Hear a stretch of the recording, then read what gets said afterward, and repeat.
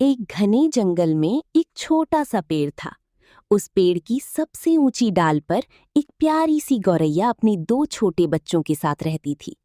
गौरैया रोज सुबह उड़कर दाना लाती और अपने बच्चों को खिलाती। पूरा जंगल उसकी मीठी चहचहाहट से गूंजता रहता था। उसी जंगल में एक बहुत बड़ा हाथी भी रहता था। वो ताकतवर तो था, लेकिन उसे अपने बल का बहुत घमंड था। वो चलते समय छोटे पेड़ पौधों को रौंद देता और जानवरों को डराता था। एक दिन दोपहर में हाथी गुस्से में जंगल से गुजर रहा था। तभी उसकी नजर उस छोटी पेड़ पर पड़ी जहां गौरैया का घोंसला था। हाथी ने बिना सोची समझी पेड़ को जोर से धक्का दिया।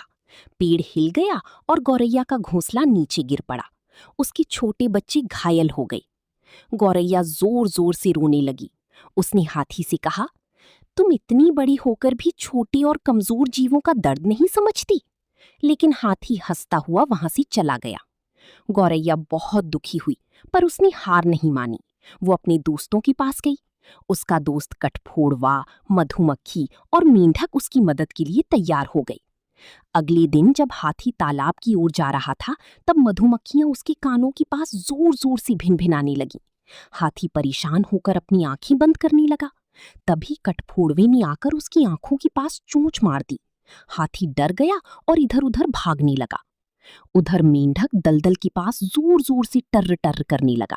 हाथी को लगा कि वहां तालाब है। वो उसी दिशा में भागा और सीधी दलदल में फंस गया। हाथी बहुत कोशिश करता रहा, लेकिन बाहर नहीं निकल पाया। तब उसे अपनी गलती का एहसास हुआ। उसने जोर से कहा, गौरैया बहन, मुझे माफ कर दो। मैंने घमंड में आकर बहुत गलत किया। गौरैया ने कहा, ताकत का सही उपयोग दूसरों की रक्षा करने में होता है, उन्हें दुख देने में नहीं। हाथी को अपनी गलती समझ आ गई।